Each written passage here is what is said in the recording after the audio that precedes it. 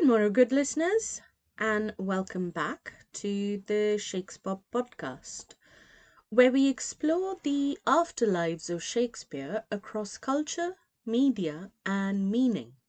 This month, we've been thinking deeply about British Asian Shakespeare, about adaptation, inheritance, and the question that keeps resurfacing: who gets to claim Shakespeare, and on what terms? And if earlier in the series we've explored this through literature, film, and critical theory, today we turn to the stage because performance is where these questions become most immediate, most embodied, and perhaps most urgent. My guest today is Sameer Bhamra, a director, writer, and the creative force behind some of the most exciting British Asian reimaginings of Shakespeare in recent years. Through his work, Shakespeare is not simply adapted, but resounded, inflected through language, music, migration, and memory. In this conversation, we'll be talking about what it means to direct Shakespeare from within a British Asian cultural framework, how questions of audience and authenticity shape performance choices, and why collaboration across disciplines, traditions, and communities is not just a method but a necessity. We'll also be thinking about hybridity, not as a buzzword, but as a lived practice. What happens when Shakespeare meets Bollywood aesthetics? When classical text meets diasporic experience? When the archive meets the contemporary stage? So, whether you're here for Shakespeare, for theatre, or for the evolving story of British Asian cultural production, this is a conversation that asks us not just to watch differently, but to listen differently too. Let's begin.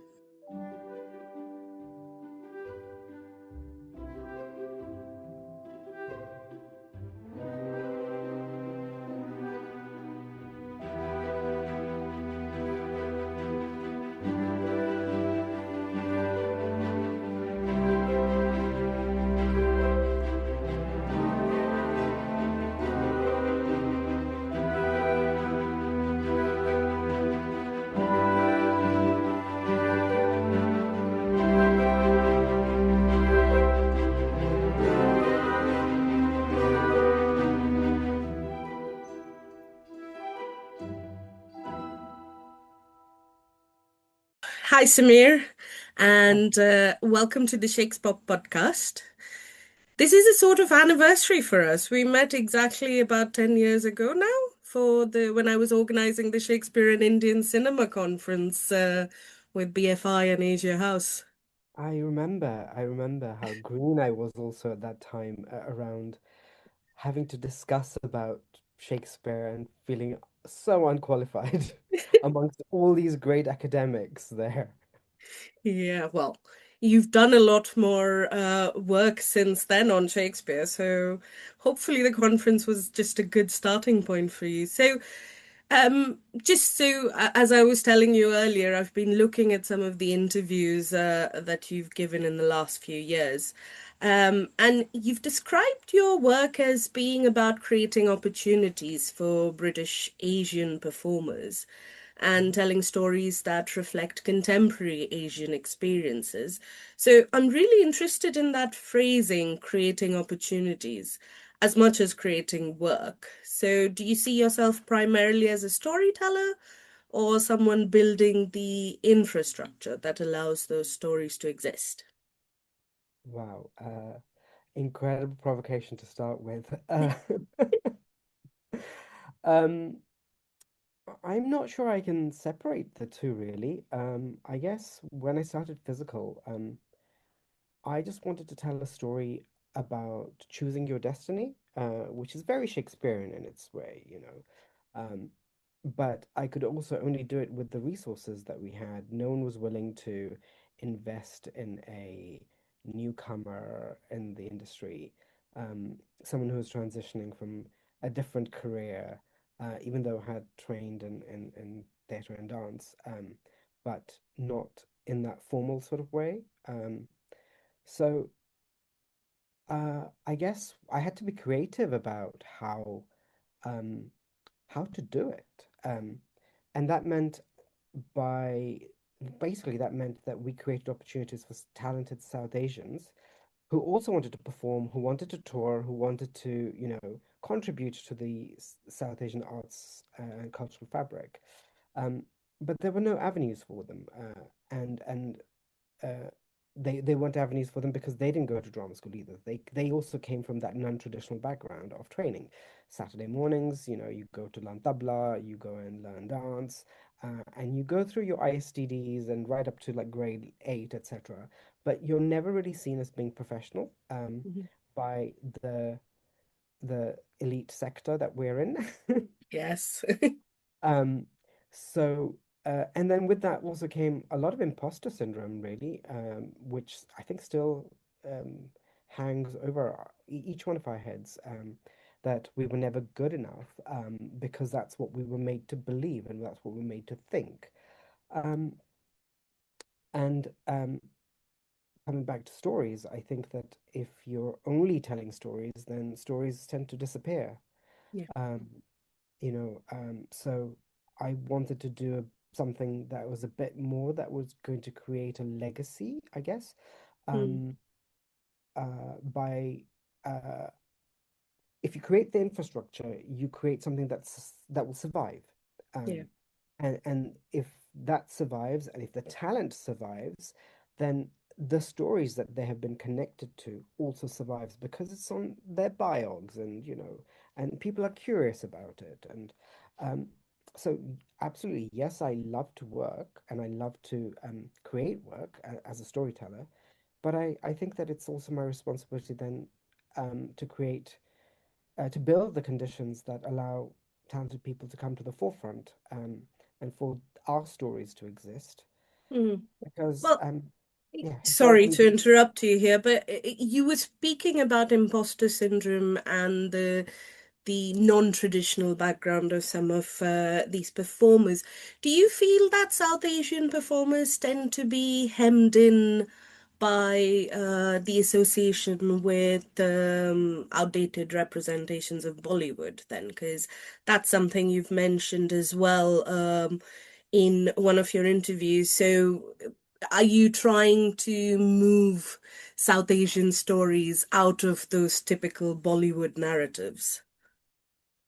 I think what I mean is that when a venue wants to commission a South Asian artist to make a larger scale, mid to large scale piece of work, in their mind, they're expecting something Bollywood. And that Bollywood is the 70s and 80s, not necessarily so much the 70s, but definitely the 80s kitsch, Mhm. uh, with dancing with the dusters, and the colorful dusters Like that changing the light bulbs yeah, move. yeah, all of that. And they have this idea that Bollywood is melodramatic kitsch of rich girl, poor boy, tragic love stories, or something even cheesier. Mhm. Um, so when I want to make Bollywood, firstly, I question um, what exactly is Bollywood? Um, is it the language? Is it as in Hindi cinema language, as in Hindi language, Mhm. or can I get away with English dialogues and English songs with Indian melodies, or do I create something hybrid that sort of mixes a bit of both, or do I actually kind of go all authentic and go, okay, I need my audience to understand the story, so the story will be in English, the dialogues will entirely be in English, but the songs will remain true to what Bollywood is, and they're in Hindi language. Um, so there's an element of all of that. But then when you look at our stories in Hindi cinema, or even just Indian cinema in general, they are so varied. They go so beyond rich girl, poor girl narratives, and Yeah. um, you know, um, and I think when I spoke about this, I must have been making Bombay Superstars, Yes. which was, you know, about the contribution of women in the 70s in Indian Mhm. cinema and how they transformed the idea of an Indian heroine being a Sati Savitri, sanskari, always in a sari, generally always crying, um, pure and pious, and women are not like that. Well, at least women in my life are not like that. That's not to say that they don't have devotion to gods or, you know, to faith or whatever, but they are fierce creatures. They are fighters, and they are soft uh, emotional thinkers that make you think differently. They change your perception through Mhm. you know, and I wanted to tell that story of the women like Zinat Aman, Parveen Bharbi, Rekha, Shabana Azmi, who all literally transformed the way my aunts, my mum, you know, how they all behaved and how they dressed and the choices that they then made in their lives. And the idea that, you know, uh, women could be like a boss man. Um, and they rise so high that they're actually dictating the terms. Mm. Um, and they're not in those trapped relationships where there are no escape routes, Yeah. you know, um, of stories around marital fidelity. When you think about Earth, starring Shabana Azmi, Yeah. um, and you think about acceptance, you know, and or when you think of Amitabh's films, which are always about the underdog, you know, the lavaris, the bastard child, etc. Um, Western cultural institutions don't associate those stories Yes. as, as Bollywood. They're like, well, it's as EastEnders as it can get, really. Yes. And that's kind of what I want to do is I just want to just go, hang on, you know, we have some powerful stories um, of our own histories that are just being wiped out. So if you just watch something that is current Bollywood, you'll see that the world has evolved so much and our taste buds have changed so much as well. Mm. So I want to turn to Shakespeare then, Okay. because your Cymbeline and your broader engagement with Shakespeare sits within a sort of a growing movement of adaptations that relocate Shakespeare into diasporic cultural context. It's happening in America, Australia, UK, Singapore, China, of course. So, what's interesting is that critics often frame this as bringing new audiences to Shakespeare.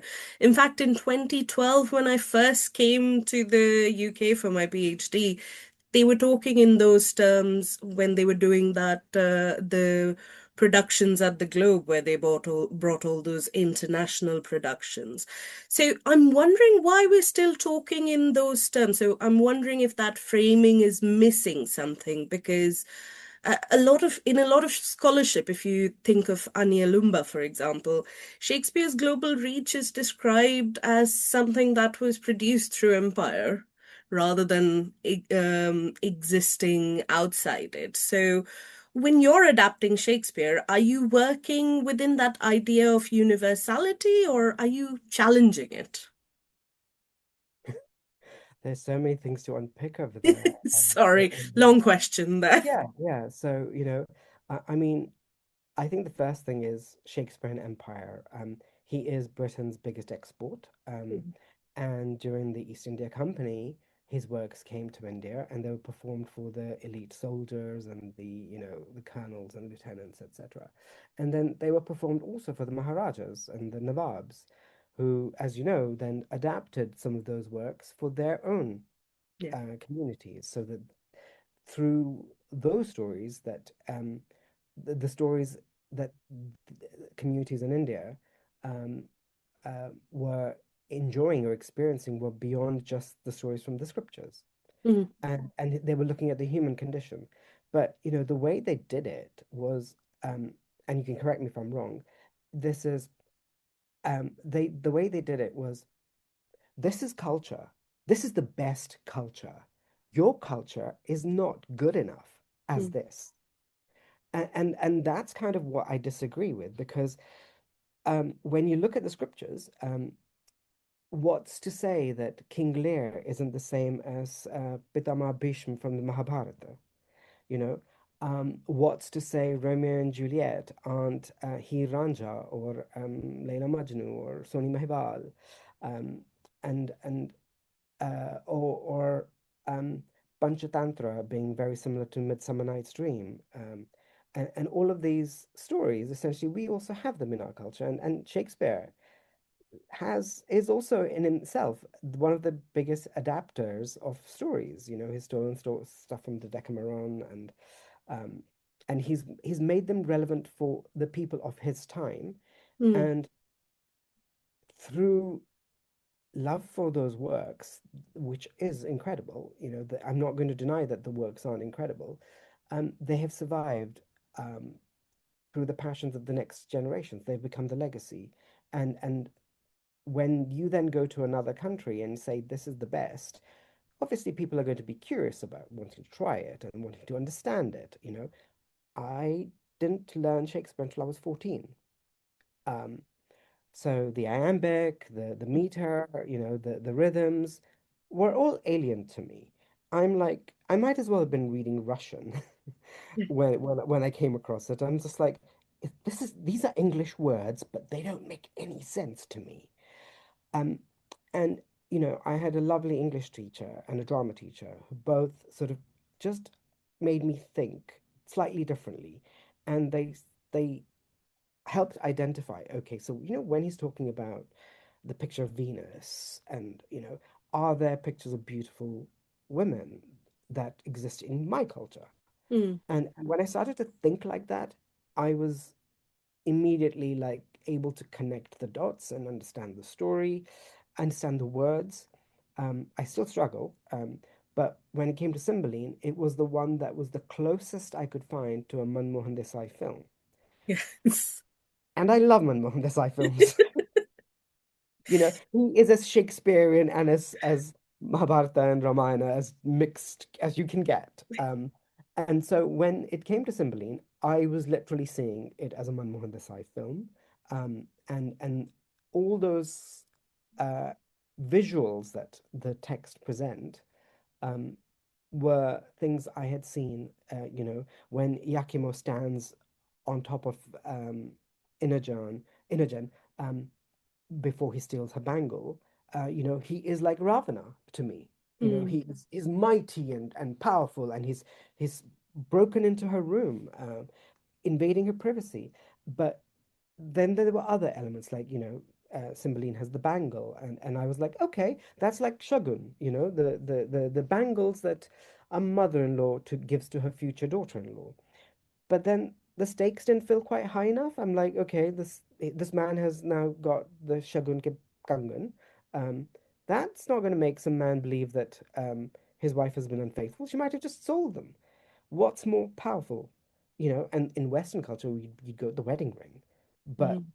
in in in India, and especially for a Hindu woman, the Mangalsutra Right. is the noose essentially that she wears when she gets married, and God forbid that noose is lost, because it's her husband's life is around her neck, his Mm. honor is around her neck, and that became, the starting point of understanding it and then adapting it so that I could condense a 3-hour script into 2 hours.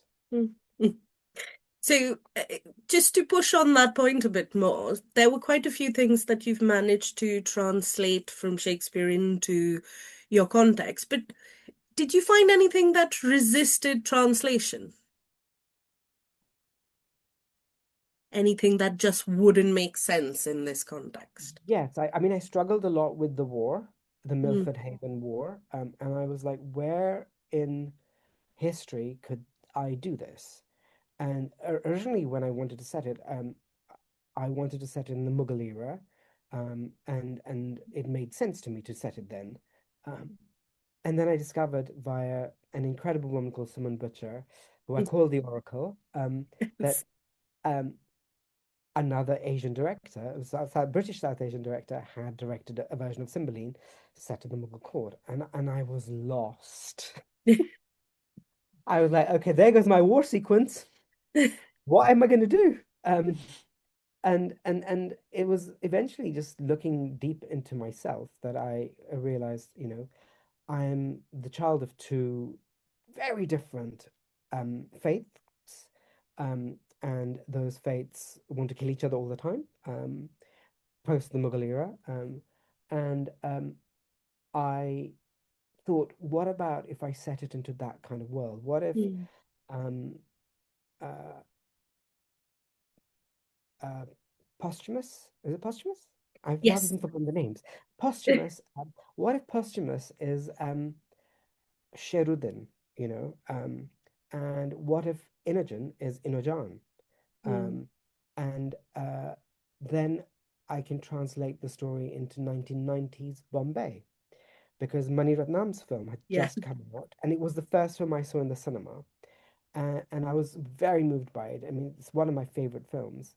Um, and I immediately thought, you know what, this works. Move it to Bollywood, set it in the 1990s when there was a big tension between the underworld in Dubai and the Bombay film industry, and how all these incredible, powerful um, film personalities were being threatened, were being killed by the underworld, and it just made sense, Mm. and he's banished out from India to go to Dubai, posthumous, um, and it just connected. I mean, the only part that doesn't work very well still is when we find Cymbeline's lost sons. Mm. Um, they were found in some hills in the forest somewhere, and the only thing I could think of at that time was, oh, okay, maybe they could be at the Sanjalila National Park in Bombay. And I was like, let's hope no one asks me about this. And um yeah, so I think that was probably the one thing that didn't translate as well. Mm. But eventually I think if you shift the way you think, you'll find a way to make any of those stories connect with you. Mm. Um, and that's one of the reasons why I think those Shakespeare's works, the scriptures remain relevant even today because they're all about human stories, really. So some of the more enjoyable Shakespeare productions in recent times, at least for me, have been musicals. So I'm thinking the Tom Hiddleston, Haley Atwell, Much Ado. I'm thinking Anne Juliet. So do you feel that the musical form allows you to do something with Shakespeare that the original structure doesn't? I think the minute you allow yourself to be free from the language and go, well, what is Shakespeare? Is it the words he's written, the dialogues that he's written? Is it the stories and how he's told those stories? Is it what they mean? Once you've decided where you want to sit on the barometer of the works, um, you can play with any version of it. And uh, I personally don't think there's anything wrong with creating versions of the productions that are great introducers of the text to audiences, Mm. uh, so that they can understand the story in a way that makes sense to them in that sort of Insta Reel TikTok vibe. But at the same time, then it makes them curious as they grow older to actually want to watch the full works, Mm. and then really contemplate on what exactly it means. I mean, I love musicals. I think there's nothing more exciting than rhythm, than structure, than um, musical emotion, and the power of um, being free. Um, and movement, and I think a, a, a Bollywood musical version, which actually uses Indian music, um, is yet to be done. Mm. Might Yet be to your be. next project. Maybe, it's been 13 years since I directed a Shakespeare. Mm. But his stories and his characters and his themes do influence my writing in different ways. So I'm currently writing a piece that is very much like a mashup of The Winter's Tale, The Tempest. It's a mixture of everything. The Midsummer Night's Dream, and and I think it's a lovely little story. It's turned out. So. Hopefully, when I pitch it to venues and they ask me who's the audience, I'll say, well, firstly, start with Shakespeare. So, I I mean, hate that question, when they say, "Oh, lovely piece," but who's the audience for it? And the person, what annoys me the most is when it's someone South Asian asking me that question. yes. And you should be the one saying, "Oh my God, we have the audience for us in our city, Yeah. and we need to be brave and go and get them." But there is still very much a hierarchy in British theatre, then you'd admit to that. And do you feel that including Shakespearean stories and making this mishmash of Bollywood stories and epic stories, do you think that your work is sort of intervening in that hierarchy, or are you actively pushing against that? I mean, I don't think I think about it like that. Mm, I feel connected to a piece of work and a story, and if I'm excited enough about it 2 years, 3 years down the line, and I'm still thinking about it, then that's the story I want to tell. mm, And if it's a story I want to tell, then I have to figure out how am I going to tell it so that it excites the ticket-paying audience to want to come and watch this and see the mm, show. Um, Bring on the Bollywood in 2016, 2017 is very much the Taming of the Shrew meets um, She Stoops to Conquer. mm, Um, but at the same time, it is me experimenting with what is a hybrid Bollywood musical where some of the songs were in English, some of the songs were in Hindi, um, and I was testing, do the audiences understand this? And mm, we took it to places where you have the least South Asian audiences, and they loved it. One of the venues in the Southwest region, um, we earned the highest box office in the entire tour.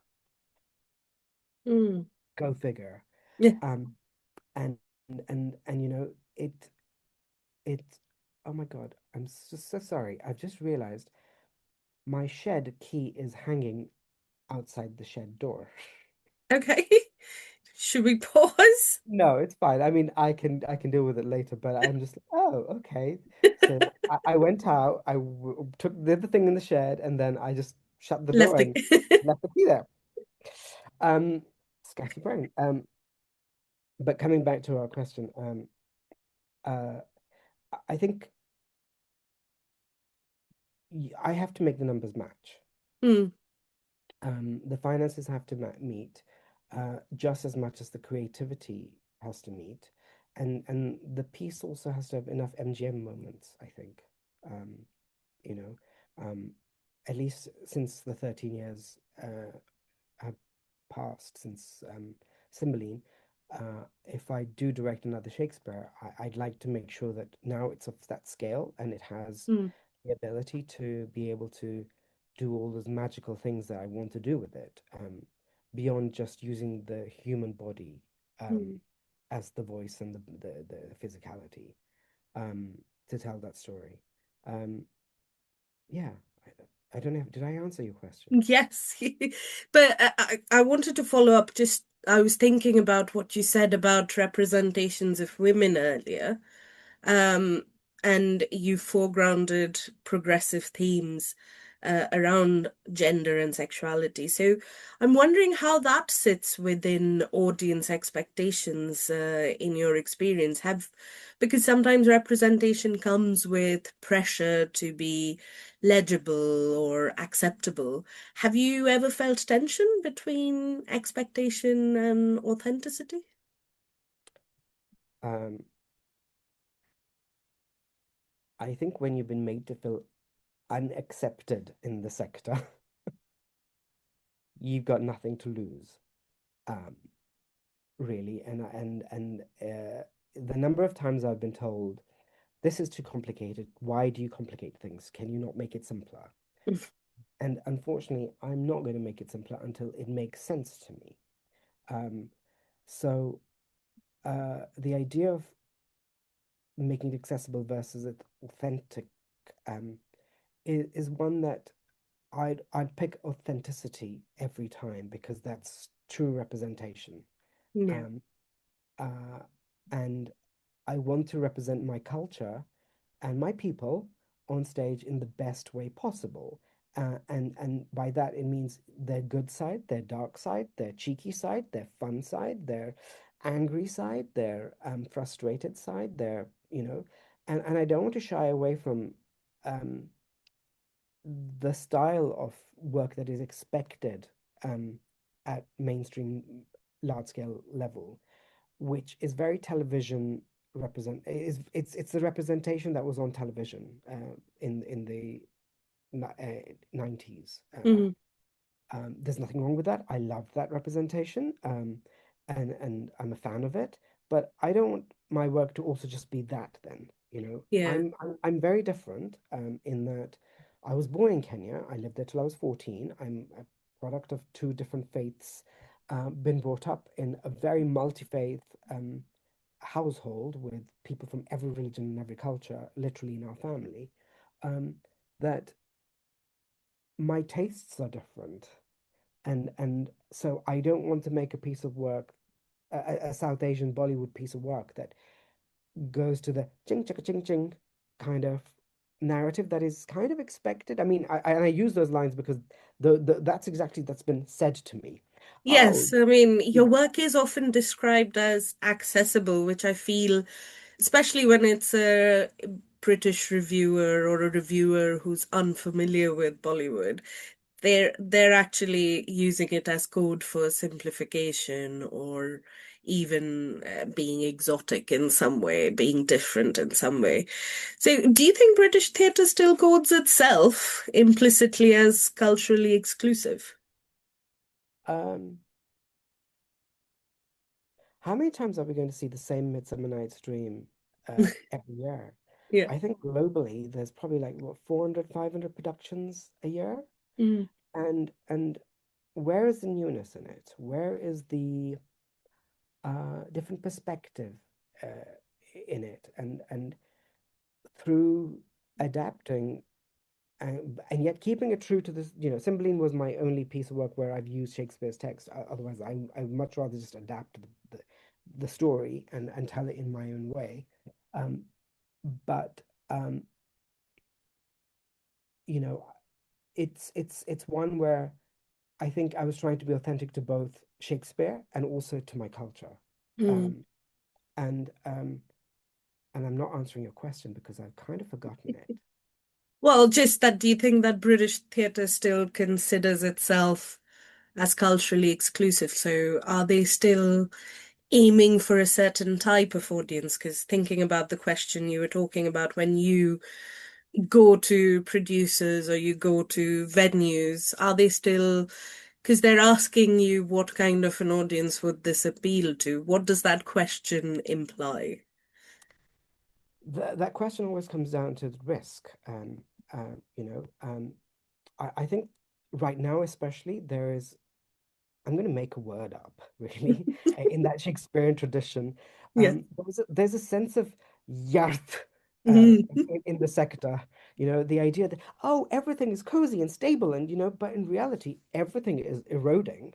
Um, so when we're in those private meetings, the the, the conversations are around, um, we want to take the risk on supporting you, but we want to neutralize that risk by making